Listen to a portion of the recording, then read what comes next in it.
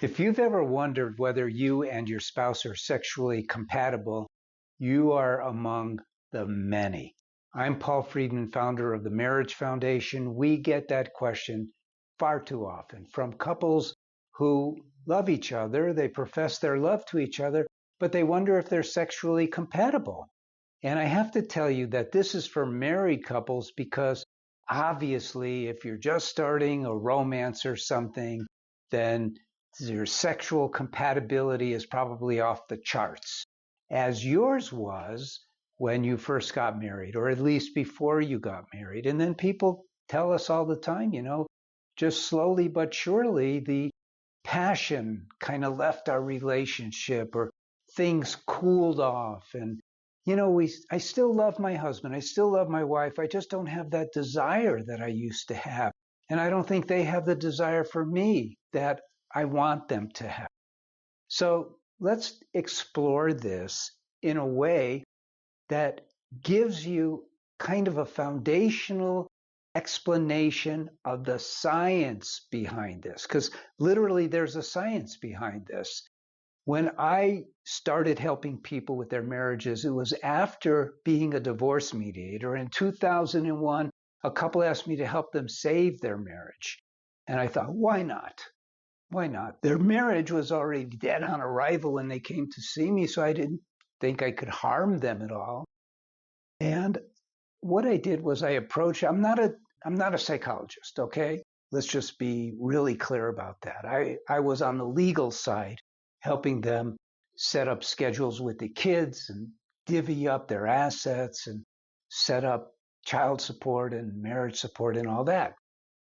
And so I never looked at marriage from the perspective of how do you fix it? And now I was faced with how do you fix it?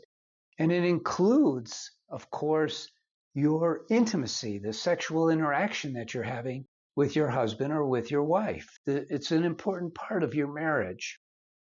So what I asked was a simple question. Why do you get married in the first place? Now, if you ask a teenage boy, he'll say, well, because that way I'll have sex all the time. So that's where this comes into play. And what happens is teenage men turn into young adults, and young adults turn into normal people.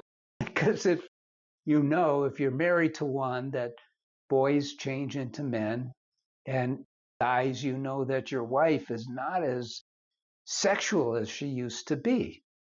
And then the question becomes one of compatibility. Are we compatible? Is this just me? Because, a guy will say, well, I still get turned on looking at girls walking down the street. Or, if I see a hot chick in a movie or something, I still get aroused. But my wife is just not doing it for me anymore. It's a problem. It really is a problem. Why is it a problem? Why is it a problem that you don't have that sexual attraction for each other? Because it is an indicator. It doesn't mean that you don't love each other, but what it really means, and this is very important, and I want you to kind of make note of this. In fact, you'd be really wise if you literally wrote it down or typed it into your phone. I do not cultivate love for my husband. I do not cultivate love for my wife. We don't know about this.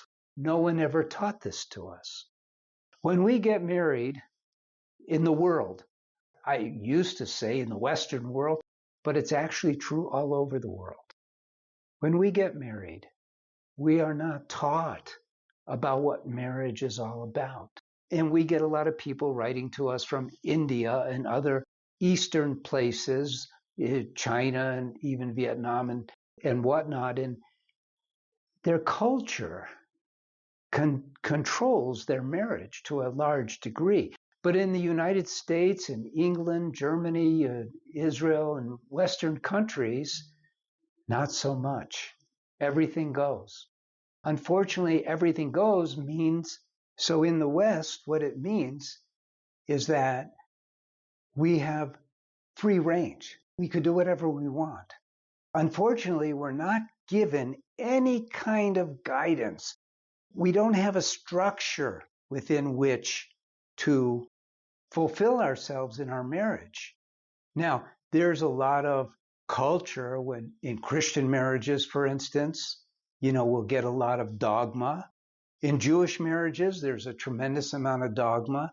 None of it hits at the heart of marriage. I take great pride, I'll be honest with you, I take great pride in having created the science of marriage and how sex ties in. So let's go back to the basics. And the basics aren't about sex. Yes, when we first find our soulmate, we're attracted and there's a lot of sexual stuff happening. I'm going to explain to you why. And you're going to go, that makes sense. We are all walking around with bodies. And these bodies have innately, in every single cell of the body, this drive for self-preservation. This drive to another way to put that is a drive to survive. We know that. All animals have it. Even plants have it. Everything that's alive has it. It includes creating more of us, which makes us want to have babies, which means that in the subconscious plane of our mind, we are driven to have sex. And when we meet the soulmate, because there's a combination of effects here, so when we meet our soulmate, and now we have marriage within which to have sex, we legitimize that sex, which is great. We should be married if we're going to have sex. And we go, okay, now we could have a family. That's how it manifests. So when we first get together, that sexual drive is really, really strong. But then we start moving into the taking care of our family phase, going to work phase. We move into this other phase of our lives where the sex starts going down. And it's an indicator that what I said was in the beginning, we never learned to cultivate that love that we first felt. I bet you never heard that before, that you have to cultivate the love. In the beginning, you don't have to cultivate anything. I mean, it's there. You feel it. Your heart is filled with love. All of your actions are filled with love. All of your thoughts are filled with love. And so naturally, the sex is filled with love. And this is the part that is most important. Because in the West, we are trained to see sex as something else. We don't recognize it as part of the love. Now we tell ourselves, yeah, we're making love. That's what we tell ourselves and each other. But in reality, because we are conditioned by our environment to such a huge degree, we are told that sex is for fun. I call it recreational sex. We have recreational sex. If I wanted to be crude, I would say that sex for most people is mutual masturbation. We're helping each other get off. And wow, you want to know something sad? That pulls you away from each other. Because you're going from the spiritual love is spiritual, to the material sensations of pleasure. Think about this. Now, they're not diametrically opposed. It's not like that, because you're supposed to be merging them together. But unfortunately, we're not taught any of this. And this is why I've created 2 books. One is Lessons for a Happy Marriage, and the other is Breaking the Cycle. And we have online courses to help people reaffirm what their marriage is all about. And I'm going to tell you what it's all about. Marriage is the most wonderful gift from God. Let me start by saying that. And I don't mean it's just a place to experience love, but it is. But it's a learning center. You see, human beings, for the most part, we're pretty stupid. We learn by trial and error. Sometimes we learn vicariously, but not as well. So God wants us, and don't think I'm projecting here. I think that anyone who has studied philosophy and religion will agree with this, that the whole idea of God in our lives is that we learn to love the way God loves us. Now, that doesn't mean that we will someday love each other and others the way God loves us. I mean, it's pretty far out, but we want to move in that direction. And in marriage, we're in what I call the sacred space of marriage. It's this unique environment, a venue, where it's just the two of you. And the two of you can experience that love. Now, keep the doors closed to your marriage. Don't let other people in. Don't let in weird ideas. Don't bring in weird ideas. It's just the two of you. You share your love with each other. And unfortunately, what happens is we bring in all this other stuff too. I'm getting a little off track. But what we're supposed to be doing is learning to love unconditionally. That's how God loves us. And because there's just two of us, and each one could be an object of our love, we can work on building our devotion, cultivating our devotion for each other. Here's the cool thing about it. You don't have to reach a certain point to achieve unbelievable love. You just need to learn how to progress. God is very generous. So if we're moving in the right direction, even if we start at the lowest rung, but if we're moving in the right direction, he keeps, it's like we're little dogs and he gives us treats when we do things right.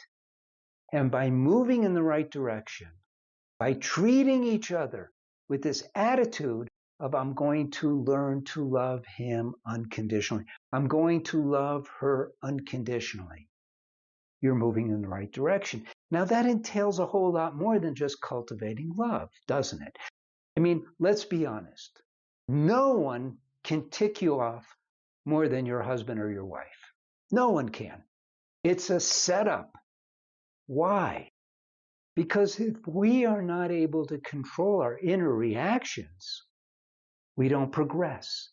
And if we don't recognize our inner reactions, we don't know that we have to change ourselves. So let's say, for instance, that your husband gets you mad because he's a slob. Well, you're not loving him unconditionally if you are exchanging that love that you're supposed to feel for him, if you're exchanging that with anger. You see, you're allowing anger to take over your marriage.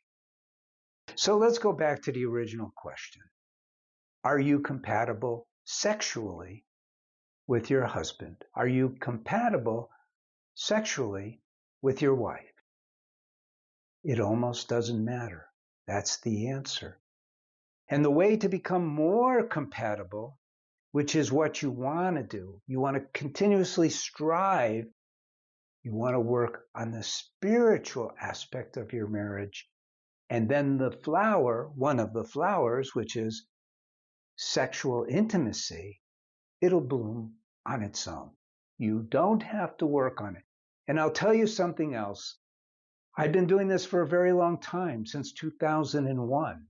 So I've talked to many psychologists and therapists and all of that, and they talk about how to cultivate sexual intimacy. It never works. It never works. It's like the real deal is cultivating the love and letting the sex follow on its own, and it will. I hope this has helped you recognize a few things.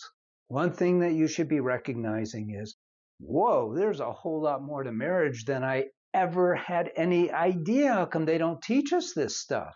They don't know.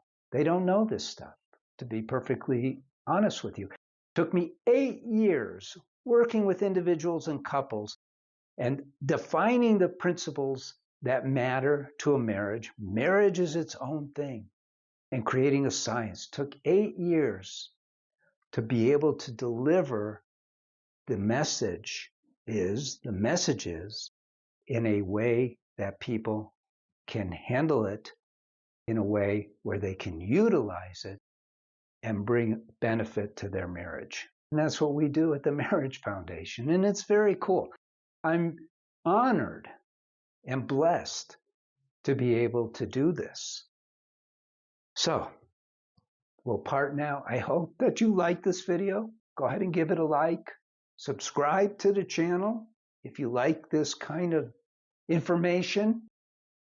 And definitely look into the things that we have that can help your marriage become off the charts, because marriage is meant to be off the charts. I'm Paul Friedman. I'm so glad you stopped by. God bless you and take care. Now, if your marriage is doing okay, but you could use a little help, you can just watch these videos. It's free. Or you could read my articles. They're free. Or you could take the next step. Get one of my books. We have 2 books. One is Lessons for a Happy Marriage, and the other is Breaking the Cycle. And the only difference is one is a little more complicated because I wrote Breaking the Cycle for when I started to train marriage counselors into our system. Now, if your marriage is really like, oh my God, I don't know how long I could take this, then by all means, don't worry about the money. There's plans that start for less than $10 a week. Get the online course. We have one for women and we have one for men. They're both spectacular. And if both of you, and it's rare, but go to our website. And if your spouse wants to sign up too, they can, but later. First, you find out what it's all about. One thing I promise you is within days or weeks at the most, you will be blown away by the amazing changes that are happening already.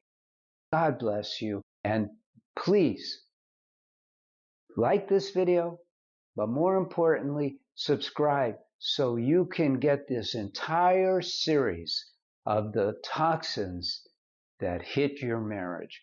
I'm Paul Friedman. God bless you and take care.